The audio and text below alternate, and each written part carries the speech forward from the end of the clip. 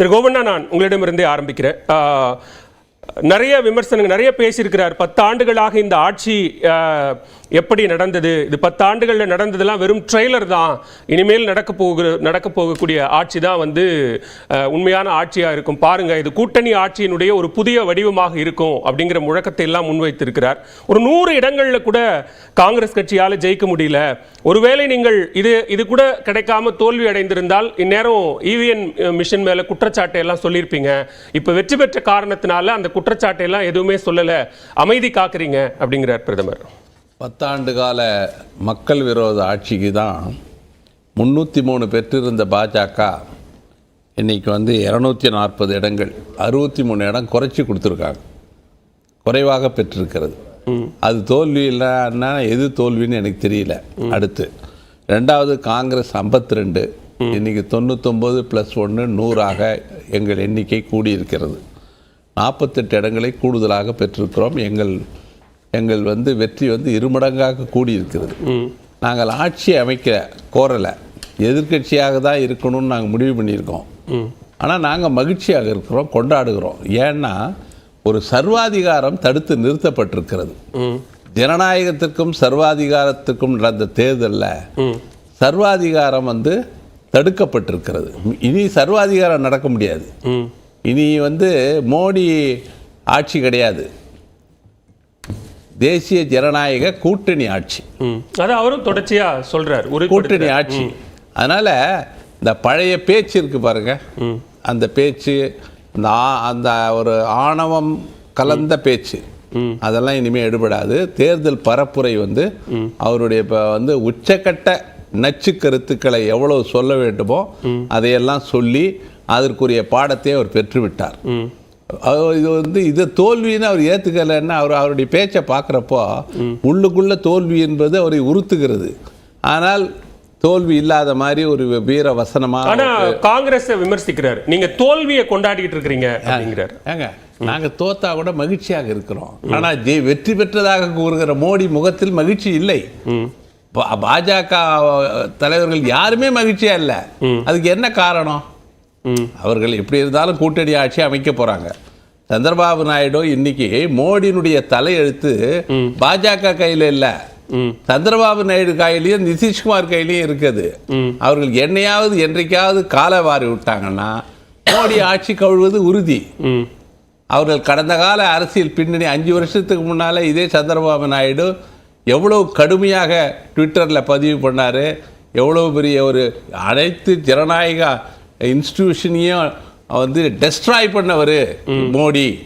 இவர் சிபிஐ, அப்புறம் election commission, எந்த அமைப்புகளையும் விட்டு வைக்கவில்லை என்று ட்விட்டரில் பதிவு போட்டு, இது மாதிரி கடந்த காலத்துல நிதிஷ்குமார் இவரும் 2 பேருமே விமர்சனம் பண்ணவங்க தான். இவருக்கு ஒன்றும் இப்போ என்ன கேட்கிறாருன்னா, எதிர்கட்சிகள் இனிமே ஏவிஎம் மேல அவங்களுக்கு சந்தேகம் வராது, ஜனநாயக அமைப்புகள் மீது சந்தேகப்படுவதை, அவநம்பிக்கை ஏற்படுத்துவதை எதிர்கட்சிகள் தயவு செய்து நிறுத்துங்க அப்படின்னு கேட்கிறாரு. மேரேஜ் ஆஃப் கன்வீனியன்ஸ் என்னைக்கு வேணாலும் பிரேக் ஆகலாம்.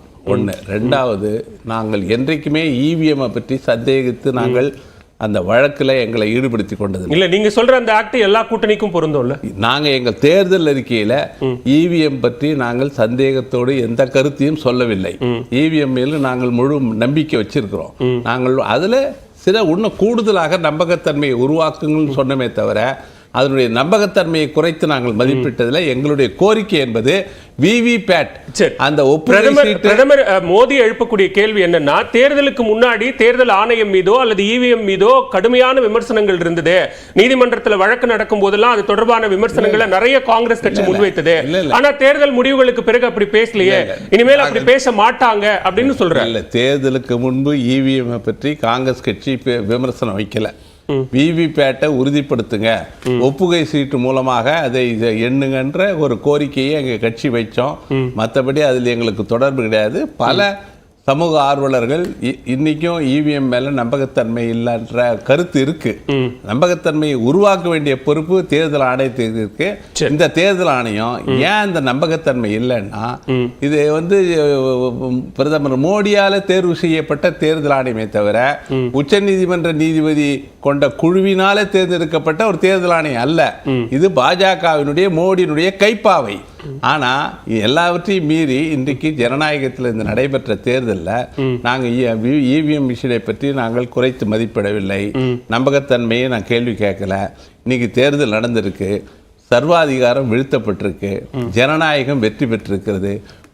மோடி மீண்டும் பிரதமராவதன் மூலமாக இன்னைக்கு ஒரு கூட்டணி ஆட்சி அமைகிறது.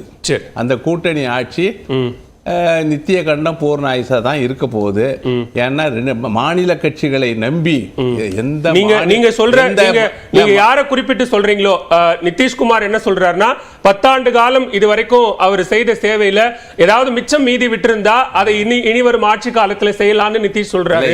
2047 வரைக்கும் இவர்தான் பிரதமராக இருப்பார், பாஜக ஆட்சி தான் இருக்கும், கூட்டணி ஆட்சி இருக்கும்னு சந்திரபாபு நாயுடு சொல்றாரு. எல்லாம் இன்னைக்கு பேசுவாங்க. காலப்போக்கில் அடுத்து கேபினெட் ஃபார்மேஷன் இருக்கு, அவங்கவுங்க கேபினெட்டை டிமாண்ட் பண்ணுவாங்க, போர்ட்ஃபோலியோ டிமாண்ட் பண்ணுவாங்க.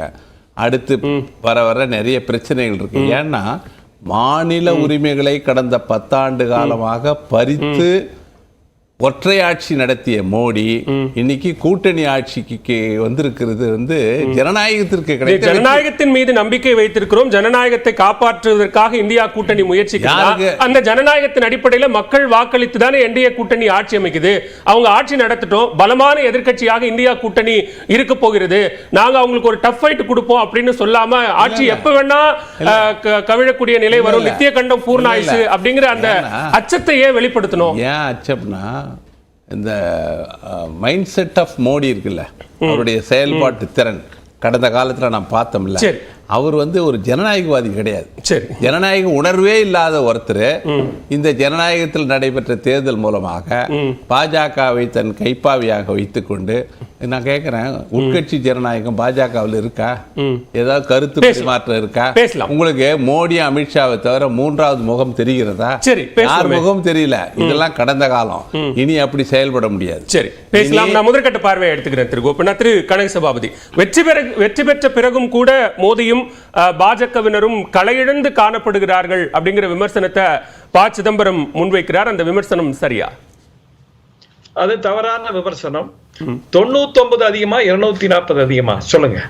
99 அதிகமா 200. கடந்த 3 தேர்தல்ல 2014, 2019, இப்போ 2024 இந்த 3 தேர்தல்ல காங்கிரஸ் பெற்ற சீட்டுகளை விட, இடங்களை விட பாஜக அதிகமாக பெற்றிருக்கிறது. இவங்க மகிழ்ச்சியா இருக்காங்க. 240 போதுமா, 273 வேணுமா? இல்ல 273 தனிப்பெரும்பான்மை வந்திருந்தா எங்க கட்சிக்கு நல்லது. ஆனால் எங்களுடைய கூட்டணி 293 பெற்றிருக்குது, கூட்டணி பெற்றிருக்குது. இந்த சமயத்துல நீங்க ஞாபகம் வச்சுக்கோன்னு, 2009 காங்கிரஸ் பெற்ற வாக்கு எவ்வளவு எண்ணிக்கை சீட்டு வச்சிருந்தாங்க? அவங்க வெறும் 145. அதுக்கு பிறகு 2004 2009 203 இருந்து 6க்குள்ள அந்த ரேஞ்சில தான் வச்சிருந்தாங்க. அவங்க இப்ப பேசுறாங்க. அப்புறம் இன்னொன்னு, ஒரு குடும்ப கட்சி எமர்ஜென்சி இந்த